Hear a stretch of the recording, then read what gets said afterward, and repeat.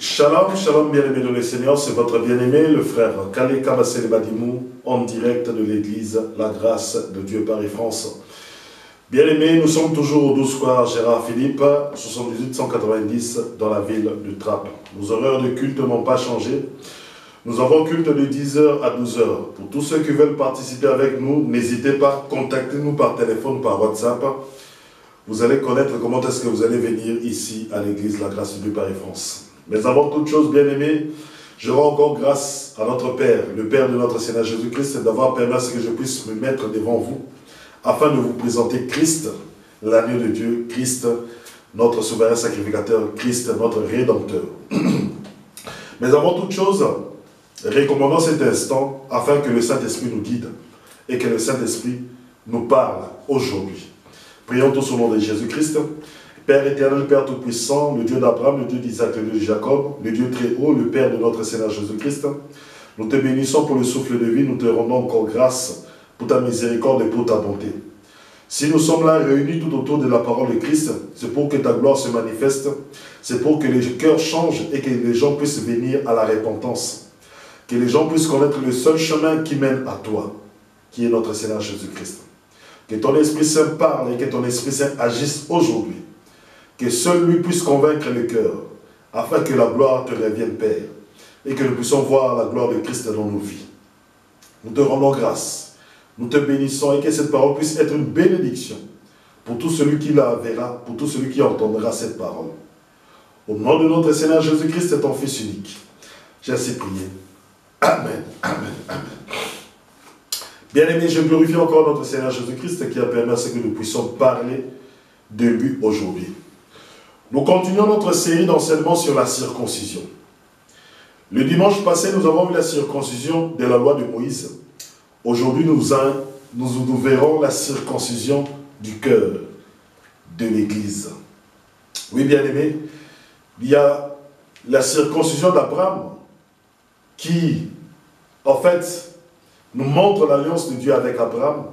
La circoncision de la chair qui nous montre l'alliance de la loi de Moïse entre Dieu et le peuple d'Israël. Et là, nous allons voir la circoncision du cœur, qui diffère des autres circoncisions, parce que cela vient du cœur. Non de la chair, mais la circoncision du cœur. Alléluia. Nous allons commencer par cela. Nous allons d'abord revenir au prophète.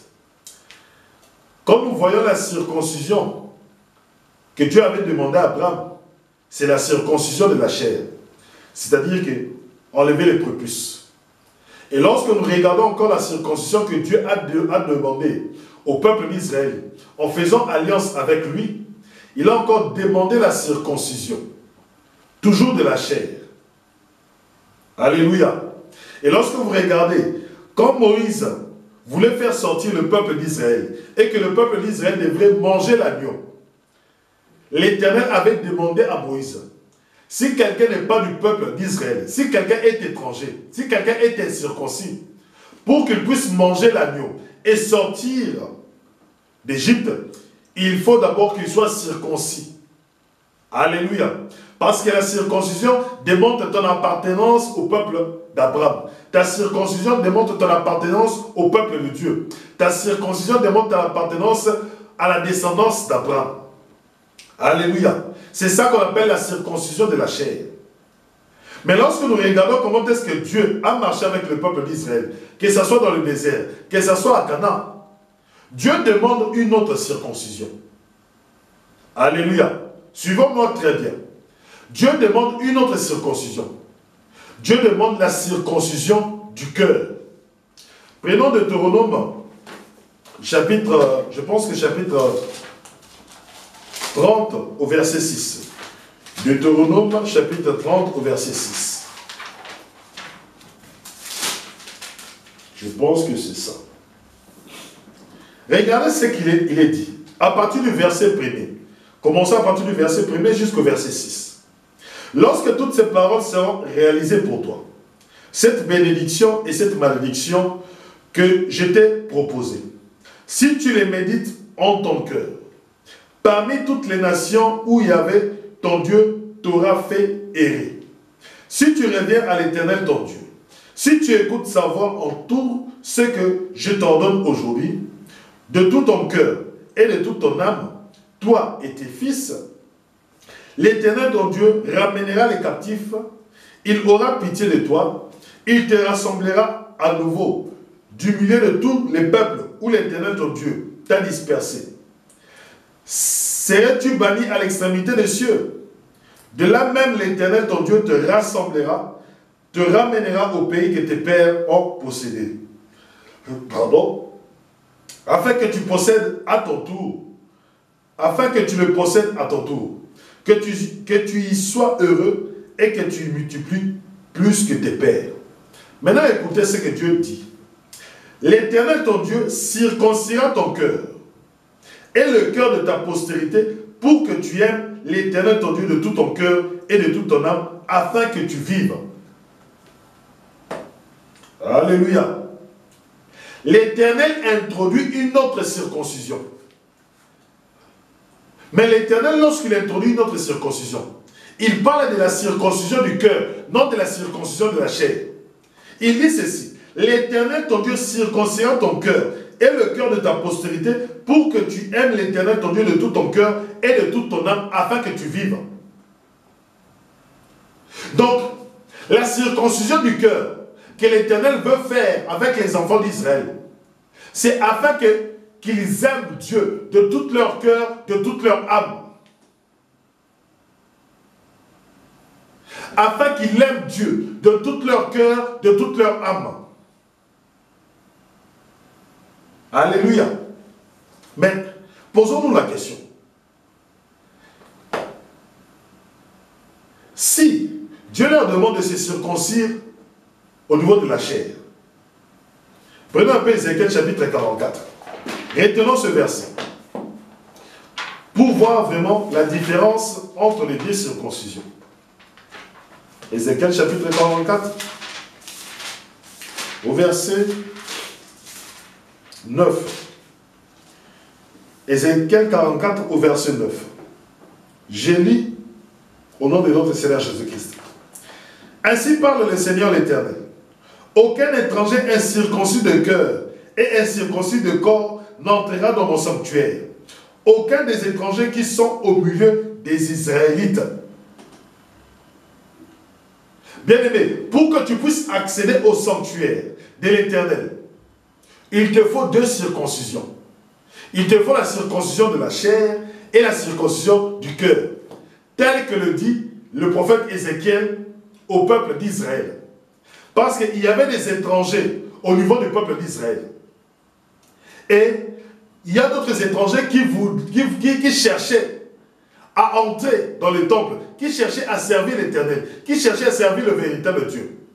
Mais Dieu leur dit ceci: pour qu'ils puissent accéder à mon temple, il faut qu'ils soient circoncis de la chair et circoncis du cœur. Mais le seul problème est que même les enfants d'Israël ne comprennent pas la circoncision du cœur. Ils savent que nous pouvons circoncire les fils préménés le 8e jour. On peut leur circoncire leur prépuce. Mais là, Dieu nous demande de circoncire nos cœurs. Dieu nous demande que nous puissions être circoncis du cœur. Oh. Alléluia. C'est là que vous voyez vraiment la différence entre la circoncision de la chair et la circoncision du cœur. Parce que celui qui est circoncis du cœur, il aime Dieu de tout son cœur et il aime Dieu de tout son âme. Or, celui qui est circoncis seulement de la chair, il n'aime pas Dieu de tout son cœur, il n'aime pas Dieu de tout son âme. C'est différent. Je répète, je dis ceci, écoutez-moi très bien. Quelle est la différence entre la circoncision du cœur et la circoncision de la chair? Celui qui est circoncis de la chair n'aime pas Dieu de tout son cœur, n'aime pas Dieu de tout son âme. Mais par contre, celui qui est circoncis du cœur, il aime Dieu de tout son cœur, il aime Dieu de tout son âme. Pourquoi est-ce que Dieu dit cela? Allons dans Matthieu chapitre 15. Matthieu chapitre 15, à partir du verset 15 jusqu'à 20. Matthieu chapitre 15, à partir du verset 15 jusqu'à 20. Nous lisons au nom de notre Seigneur Jésus-Christ. Pierre prenant la parole lui dit, explique-nous la parabole. Il dit, vous aussi, maintenant encore, vous êtes sans intelligence. Ne comprenez-vous pas que tout ce qui pénètre dans la bouche passe dans le ventre, puis s'évacue au lieu des anses, tandis que ce qui sort de la bouche possède du cœur. C'est-à-dire que ce qui sort de la bouche vient du cœur. Et c'est cela qui souille l'homme. Du cœur, en effet, procède mauvais dessein, meurtre, adultère, débauche, vol, faux témoignage, diffamation. Voilà les choses qui souillent l'homme. Mais manger sans s'être lavé les mains, cela ne souille pas l'homme. Pourquoi est-ce que Dieu dit ça à Pierre? Pourquoi est-ce que Dieu dit ça aux disciples? Parce que les disciples sont des Juifs. Les disciples sont des Israélites. Or, selon la loi de Moïse, il y a certains animaux qu'on ne peut pas toucher. Parce que ces animaux-là nous souillent. Par exemple, quand tu manges du porc, quand tu touches du porc, ces animaux-là sont en train de te souiller. Maintenant, le Seigneur Jésus-Christ, venant maintenant leur expliquer, il leur dit ceci. Vous savez, lorsque tu manges sans te laver les mains, cela ne souille pas ton âme. Cela ne souille pas ton cœur. Cela ne souille pas ton corps. Mais par contre, si vous voulez être souillé, vous devez savoir c'est ce qui sort du cœur qui vous souille devant Dieu. C'est ce qui sort de votre cœur qui vous rend impur devant Dieu. Donc, lorsque Moïse disait aux enfants d'Israël, ne touchez pas au porc, Moïse leur disait, regardez le comportement du porc. Dans son cœur, même si tu les laves, même si tu enlèves toutes les saletés de l'extérieur, mais comme dans son cœur, il aime toujours être dans les saletés. Comme dans son cœur, il veut toujours se vautrer dans le saleté. Il veut toujours être sale. Même si tu le laves autant que tu voudras, même si tu le laves avec du javel, avec du savon qui vient des États-Unis, avec un savon qui coûte 1 million d'euros, sachez que le porc retournera toujours dans la boue. Le Seigneur Jésus-Christ est en train de leur parler de la loi de Moïse. Il leur dit ceci, vous voyez le porc tel qu'il est là, le porc en son fort intérieur, il aime la boue. Il aime la saleté. C'est de même que vous dites que je lave mes mains pour ne pas être impur. Je ne touche pas ce qui est impur pour être pur devant Dieu. Sachez une chose, que l'adultère. Écoutez ce qu'il dit.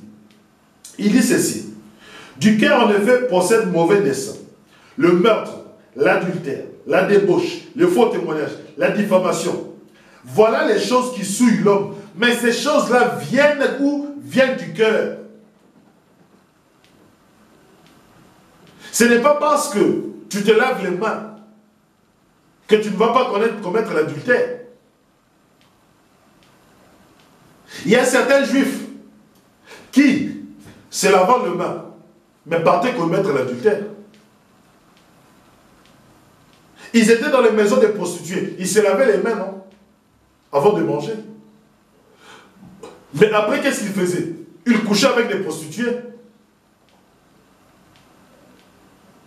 C'est ça que le Seigneur est en train d'expliquer. Pour que vous puissiez comprendre bien la circoncision du cœur, vous devez comprendre que la circoncision du cœur a un but. Parce que comment peux-tu dire que tu aimes Dieu en te circoncisant la chair, mais après te remettre encore dans le péché? Comment peux-tu dire que je suis circoncis de la chair et après c'est toi qui portes de faux témoignages? Or, celui qui est circoncis de la chair, lorsqu'il commet le péché annule la circoncision. Pour Dieu, il est incirconcis. Pour Dieu, il n'est pas quelqu'un qui est circoncis. Parce que celui qui est circoncis ne pourra pas commettre le péché. Alléluia. Prenons Romains chapitre 2. Là, l'apôtre Paul l'explique très bien. L'apôtre Paul l'explique très bien. Romains chapitre 2.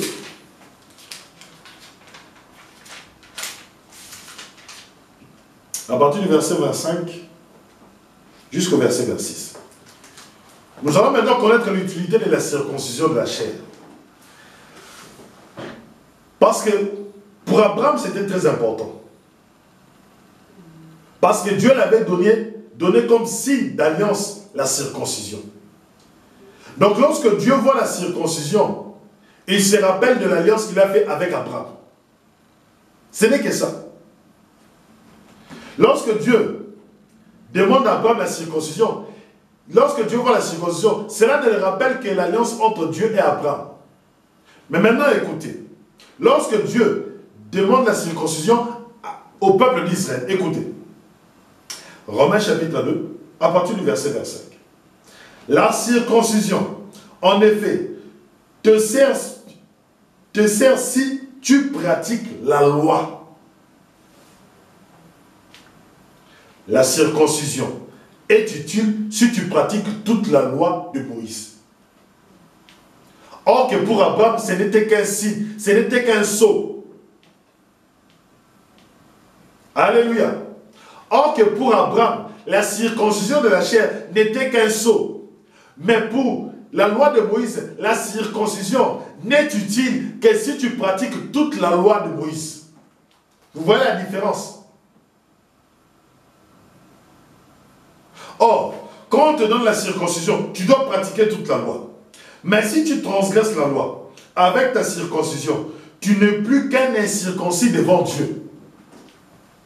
La circoncision n'a pas de valeur.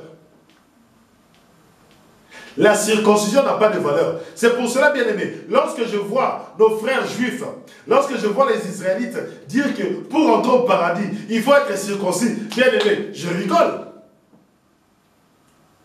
Je dis qu'ils ne comprennent pas la signification de la circoncision.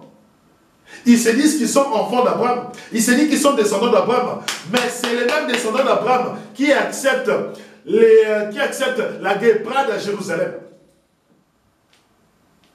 Alléluia. C'est les mêmes gens qui se disent les descendants d'Abraham, qui acceptent le mariage homosexuel en Israël. C'est les mêmes, ceux qui se disent circoncis, ceux qui sont les descendants d'Abraham, qui acceptent le mariage homosexuel chez eux, à Jérusalem. Or, ce qui avait été interdit dans le Lévitique chapitre 18 par Dieu, par l'Éternel.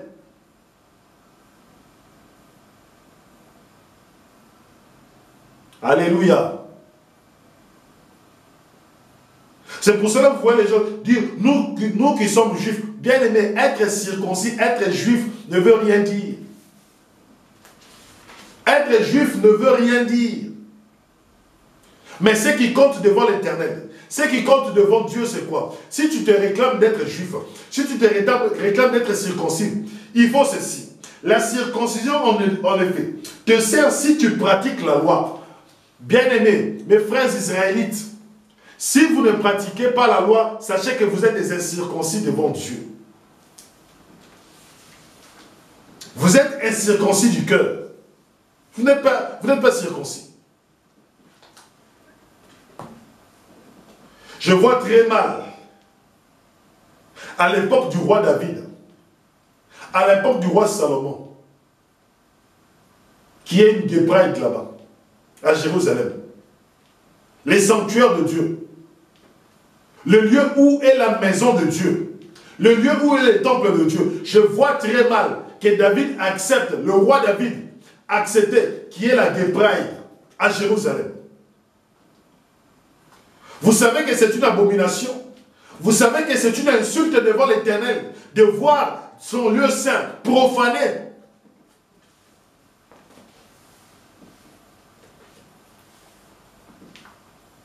La Jérusalem. Si donc l'incirconcis garde les prescriptions de la loi, son incirconcision ne vaudra-t-elle pas une circoncision? Et celui qui physiquement incirconcis accomplit la loi te jugera. Toi qui avec la lettre et avec la circoncision, tu es transgresseur de la loi. Oui. C'est pour cela lorsque les incirconcis, comme vous nous appelez, nous sommes des incirconcis. Quand nous voyons la Gay Pride à Jérusalem, quand nous voyons toutes ces abominations, nous comprenons que le peuple d'Israël est circoncis de la chair. Mais en réalité, le peuple d'Israël est incirconcis devant l'Éternel, son Dieu.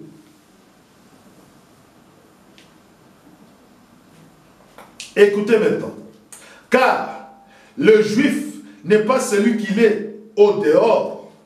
Et la circoncision n'est pas au dehors de la chair. Le vrai juif l'est au dedans. Et la circoncision dans le cœur. L'apôtre Paul revient comme Moïse est revenu à la circoncision du cœur. À la circoncision du cœur. Deutéronome chapitre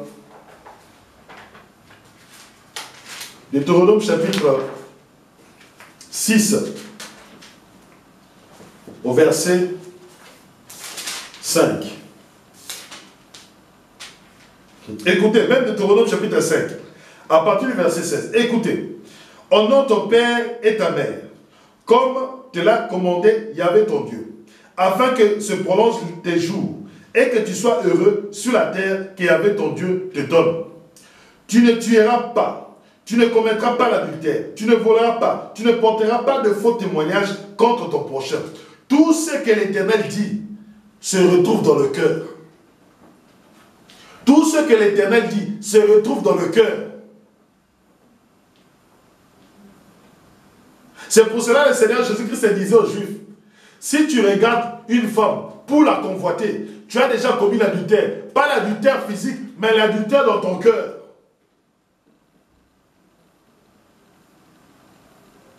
Bien aimé. Le cœur. Dieu parle en ce moment à ton cœur. Comment est-ce que ton cœur est? Ton cœur est de la vengeance. Ton cœur est de la haine. Ton cœur est de la convoitise. Ton cœur est de l'adultère. Bien-aimé, il te faut circoncire ton cœur. Aujourd'hui, nous n'avons pas besoin de la circoncision de la chair. Nous avons besoin de la circoncision du cœur. Parce que si nous sommes circoncis du cœur, notre vie va changer. Nous allons plaire à Dieu.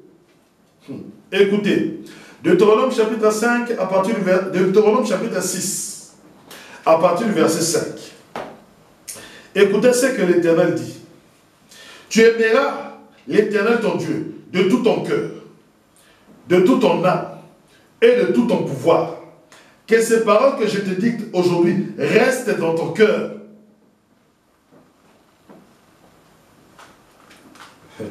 Bien-aimé, il dit tu aimeras Dieu de tout ton cœur, de toute ton âme, de toute ta force. Que ces paroles restent dans ton cœur. Ce qu'il veut dire, c'est quoi? Qu'il faut faire sortir les paroles de la convoitise. Il faut faire sortir la convoitise. Il faut faire sortir l'adultère. Il faut faire sortir le vol. Il faut faire sortir le meurtre. Il faut faire sortir le faux témoignage de ton cœur afin que la parole de l'Éternel puisse demeurer dans ton cœur. Dieu veut que sa parole demeure dans ton cœur. Les Juifs étaient en train de laver les mains et de ne pas toucher le porc. Mais la parole de Dieu ne demeurait pas dans leur cœur. Dieu leur a montré le porc. Pourquoi? Parce que le porc, même si tu le laves extérieurement, mais dans son cœur, dans son être, dans sa manière de vivre, il aime la saleté, il aime la poubelle. C'est de même que Dieu était en train de dire au peuple d'Israël, je peux vous donner la loi, mais dans votre cœur, si vous ne mettez pas cette loi dans votre cœur, vous serez toujours des pécheurs, vous serez toujours dans la saleté, vous serez toujours impurs. C'est ça que Dieu disait aux enfants d'Israël. Voilà ce qu'il disait. Il leur disait, circoncisez vos cœurs, circoncisez vos cœurs, circoncisez vos cœurs. Il ne cessait de le répéter. Il ne cessait de le répéter. Yahvé, l'Éternel ton Dieu, circoncira ton cœur et le cœur de ta postérité, pour que tu aimes l'Éternel ton Dieu de tout ton cœur, de toute ton âme. Bien-aimés, l'Éternel leur disait ça. Je dois circoncire vos cœurs. Laissez-moi entrer afin de circoncire vos cœurs. Mais les enfants d'Israël se limitaient seulement qu'à la loi. Ils disaient, nous sommes saints. Nous sommes un peuple saint, un peuple choisi de Dieu. Nous sommes le peuple élu. Mais bien aimé, laisse-moi te dire, sache une chose, si tu n'es pas circoncis du cœur, tu ne peux pas voir Dieu. Tu peux te laver les mains avant de manger. Tu ne peux pas manger le porc. Ce que nous appelons ici cachère. Tu peux ou ne pas le... Bien aimé, tu te dis, non, moi je ne mange pas le porc. Moi je ne touche pas ma femme lorsqu'elle est pendant ces périodes. Moi je ne touche pas ce qui est impur. Mais bien aimé, mais la loi de Dieu n'est pas dans ton cœur. Parce que tu refuses que Dieu puisse circoncire ton cœur. Or, lorsque Dieu circoncit ton cœur, il enlève l'adultère, il enlève le vol, il enlève la haine, il met l'amour, il met la joie, il met la paix, il met l'amour du prochain. Il met l'amour du prochain. Il enlève le vol, il enlève le meurtre. C'est là, la purification ne vient pas de l'extérieur. La purification vient de l'intérieur. Et quand le cœur est pur, l'extérieur se manifeste. Quand le cœur est pur, l'extérieur voit que le corps est pur. Le cœur est pur. C'est pour cela, bien aimé, quand tu vois quelqu'un te détester, quand tu vois que quelqu'un te fait du mal, ne te dis pas que non, je dois chercher la raison. Peut-être il a fait parce que je fais ceci. Non, bien aimé. Lorsqu'une personne est méchante, c'est dans son cœur. Lorsqu'une personne, bien aimé, lorsqu'une personne te déteste, lorsqu'une personne est méchante envers toi, c'est dans son cœur.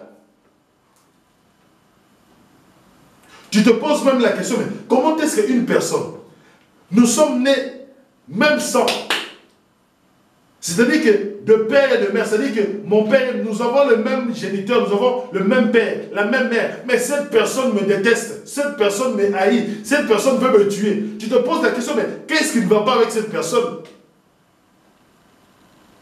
Bien-aimé, c'est le cœur. Nous pouvons être de même père, de même mère, mais si dans le cœur d'une personne, la haine, le meurtre, l'adultère, le vol, les faux témoignages habitent, bien aimé, tu peux faire tout ce que tu veux. Comme cela habite dans son cœur, ça se manifestera toujours. Ça se manifestera toujours. Alors, comment est-ce que nous devons maintenant être circoncis?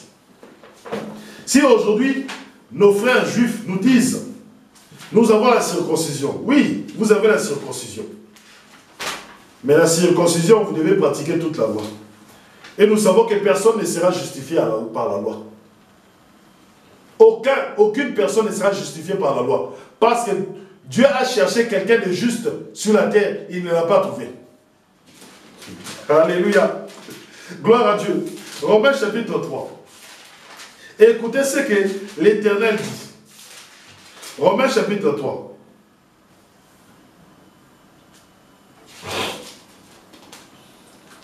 Écoutez. Quelle est donc la supériorité du juif? À partir du verset 1er. Quelle est l'utilité de la circoncision? Grande à tous égards. D'abord, c'est à eux que furent confiés les oracles de Dieu. Vous avez la circoncision. Quand le peuple d'Israël est circoncis, Dieu leur a donné les oracles. La circoncision ne sert qu'à ça. Parce que Dieu ne pouvait pas donner ses oracles, ses promesses à un autre peuple, à des incirconcis. Non, il ne pouvait que donner ses promesses, ses oracles à la descendance d'Abraham. Or, la descendance d'Abraham, c'est ceux qui sont circoncis de la chair. Dieu ne le fait pas parce que vous accomplissez la loi. Non, Dieu donne les oracles. Dieu a donné les promesses bien avant la loi. Alléluia, écoutez. Peuple d'Israël, écoutez. Peuple d'Israël, écoutez. Dieu vous a donné les alliances. Dieu vous a donné les oracles. Dieu vous a donné les promesses. Pourquoi? À cause d'Abraham. Parce que la promesse à Abraham a été faite avant la loi de Moïse.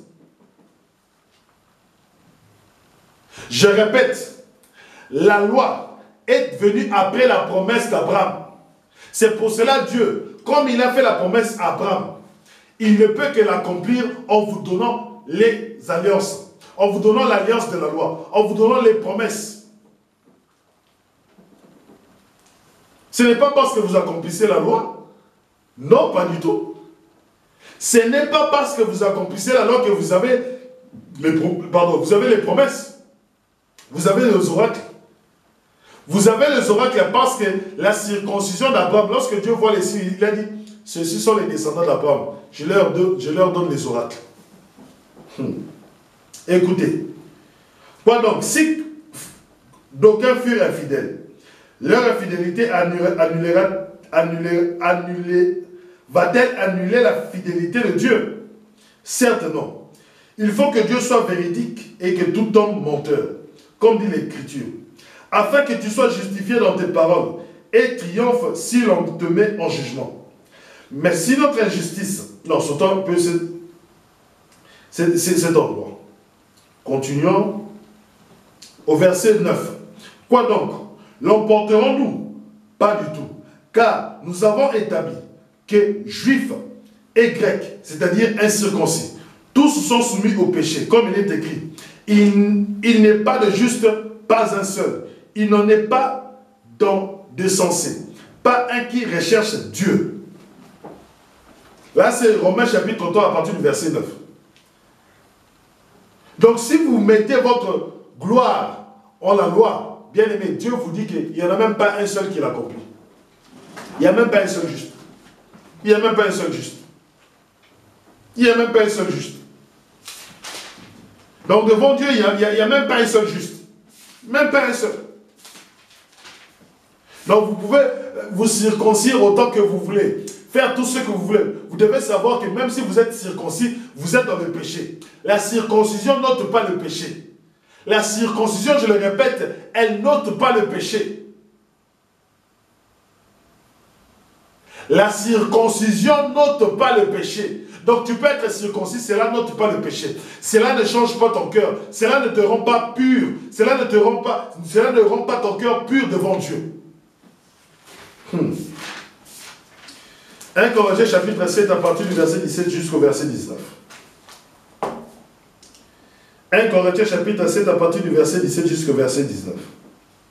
Par ailleurs, que chacun continue de vivre dans la condition que lui a départi le Seigneur, tel qu'il a trouvé l'appel de Dieu. C'est la règle que j'établis dans toutes les églises. Quelqu'un est-il circoncis lors de son appel, qu'il ne fasse pas de prépuce? L'appel l'a-t-il trouvé incirconcis, qu'il ne se fasse pas circoncis?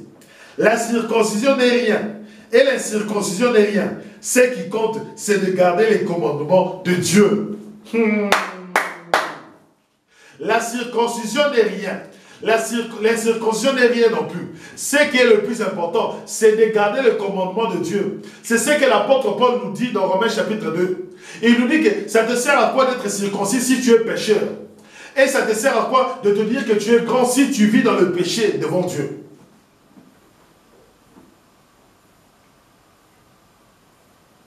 Or, le plus important, c'est de garder le commandement. Et le commandement de Dieu, on les garde où? Dans nos cœurs.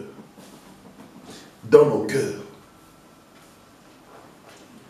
Frère Calais, comment est-ce que serons-nous circoncis du cœur?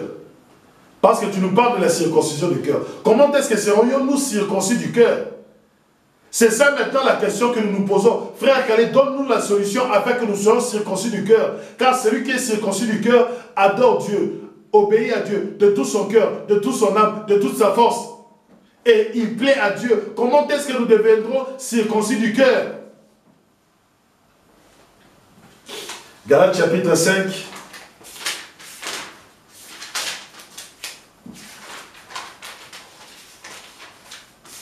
À partir du verset 6. En effet, dans le Christ Jésus, ni circoncision, ni incirconcision ne compte, mais seulement la foi opérante par l'amour. Oh, alléluia. On nous ramène à la foi. Or, lorsque nous revenons à la foi, bien-aimés, sachez une chose. Lorsque Abraham a cru, Abraham était incirconcis. Je vous avais dit cela. Lorsque Abraham a cru, Abraham était incirconcis. Donc Dieu n'a pas regardé son incirconcision, mais Dieu a regardé sa foi. Or, sa foi, c'est quoi? C'est de croire en la parole de Dieu, c'est de le mettre dans nos cœurs et de la pratiquer dans notre âme et dans notre corps. Alléluia. Abraham eut la foi. Il était incirconcis, mais il a eu la foi. Il a cru en ce que Dieu a dit. Qu'est-ce qu'on appelle croire en ce que Dieu a dit? Il prend ce que Dieu a dit, il le met dans son cœur. Et quand il le met dans son cœur, il enlève la désobéissance, il enlève le péché, il enlève la haine, il enlève le désordre, il enlève l'adultère, il enlève tout ça, il prend la parole de Dieu et il le met dans son cœur. Et quand il le met dans son cœur, la parole de Dieu le sanctifie. Et quand il le sanctifie, il pourra marcher dans la sanctification. Ce que ne pouvait pas faire le peuple d'Israël. Le peuple d'Israël a manqué de foi. Le peuple d'Israël a mis sa confiance en la loi. Le peuple d'Israël a dit, je ne veux pas toucher le porc, je ne veux pas toucher ce qui est impur. Mais ils étaient impurs à cause du péché. Mais ils demeuraient impurs à cause du péché. Bien-aimé, toi qui m'écoutes, tu es circoncis ou incirconcis. Sache une chose, tant que tu n'as pas la foi en notre Seigneur Jésus-Christ, tu es impur devant Dieu. Tu demeures dans le péché. Tu demeures dans l'adultère, tu demeures dans le vol, tu demeures dans la convoitise, tu demeures dans la fornication, dans l'homosexualité. Tu demeures dans la pédophilie, tu demeures dans tous ces péchés. Bien-aimé, sache une chose, que ce qui peut te délivrer aujourd'hui, c'est la foi en notre Seigneur Jésus-Christ. Bien-aimé, vous allez me dire, mes frères Calais, oui, bien-aimé, écoutez, Lot était incirconcis. Mais Lot ne marchait pas comme les enfants de Sodome et Gomorrhe. Lot était incirconcis. Lot était incirconcis. Mais Lot ne marchait pas dans les abominations de Sodome et Gomorrhe. Lot ne marchait pas dans l'homosexualité. Lot ne marchait pas dans la pédophilie.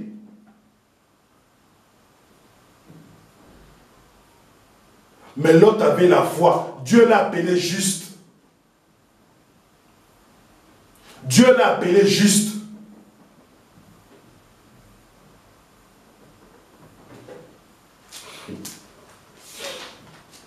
Galates chapitre 6 au verset 13 jusqu'au verset 15.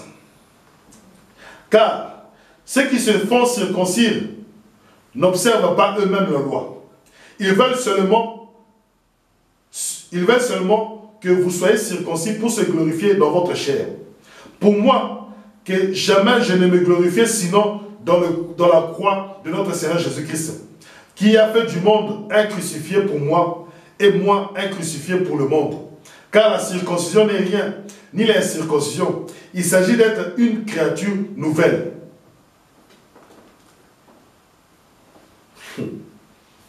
Si tu n'es pas une créature nouvelle dans ton cœur, or la créature nouvelle, c'est celle qui est du cœur. C'est celle qui est du cœur.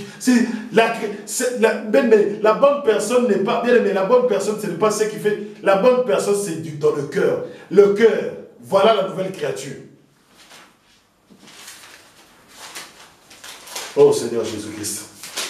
Bien aimé, quoi que tu fasses, si tu ne crois pas en notre Seigneur Jésus-Christ, si tu n'as pas la foi en lui, bien aimé, ton cœur ne sera pas circoncis. Ton cœur ne sera pas circoncis. Tu ne pourras pas aimer Dieu comme Dieu le veut. Parce que Dieu aime ceux qui gardent ses commandements. Dieu aime ceux qui gardent ses commandements dans leur cœur. Jésus-Christ lui-même a gardé la volonté, a gardé le commandement de Dieu dans son cœur. Le Fils a gardé le commandement du Père. Colossiens chapitre 2, à partir du verset 11 jusqu'au verset 12. Colossiens chapitre 2, à partir du verset 11 jusqu'au verset 12. En lui aussi, vous avez été circoncis, non d'une circoncision de main d'homme, mais celle qui consiste dans l'entier dépouillement du corps charnel, la circoncision du Christ. Mis au tombeau avec lui par le baptême, vous êtes aussi ressuscités avec lui par la foi en la puissance de Dieu qu'il a ressuscité d'entre les morts. La circoncision du cœur consiste à vous dépouiller du vol, à vous dépouiller du meurtre, à vous dépouiller de la convoitise, à vous dépouiller de l'adultère, à vous dépouiller de la fornication, à vous dépouiller de la pédophilie, à vous dépouiller de l'homosexualité, à enlever tout ce qui vous rend impur du cœur, afin que seule la parole de Dieu puisse être dans le cœur. C'est ce que Dieu te demande aujourd'hui, à te dépouiller de tes mauvaises voies, à te dépouiller de tes mauvais comportements, à te dépouiller de ta haine, que tu puisses enlever cela de ton cœur. Là, tu seras agréable à Dieu. Là, tu garderas le commandement de Dieu. C'est pour cela, bien-aimé, il faut beaucoup méditer la parole de Dieu. Il faut beaucoup lire la parole de Dieu pour que la parole de Dieu demeure dans votre cœur.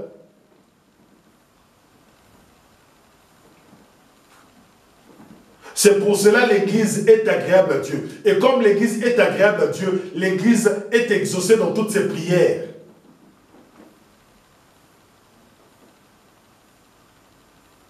Bien-aimé, comment est-ce que est ton cœur?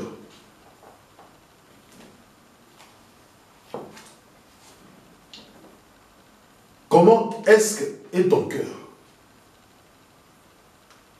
Regarde ton cœur. Regarde au plus profond de toi. Est-ce que ton cœur est pur? Est-ce que ton cœur est pur?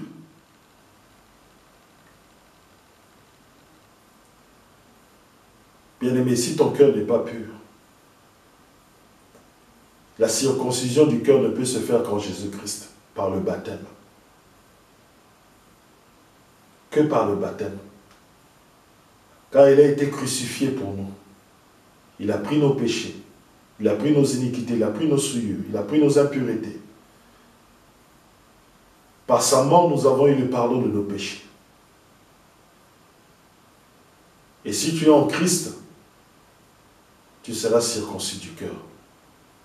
Pas une circoncision que l'homme a faite, mais la véritable circoncision que Jésus-Christ lui-même a faite.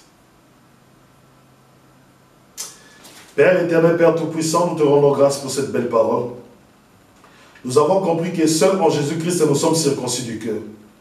Ce n'est qu'en lui que nous avons la capacité, le pouvoir de garder le commandement de Dieu et de marcher dans la sainteté, dans la sanctification. Car nous voulons être de nouvelles créatures et nous voulons demeurer en Jésus-Christ.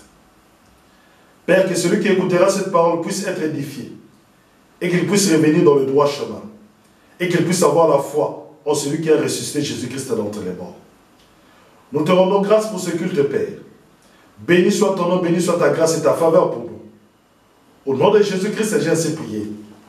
Amen, amen, amen. Bien-aimés dans le Seigneur, je vous dis à dimanche prochain. C'est votre bien-aimé le frère Kaleka Bassele Badimou, en direct de l'église La Grâce de Dieu, Paris, France. Soyez bénis.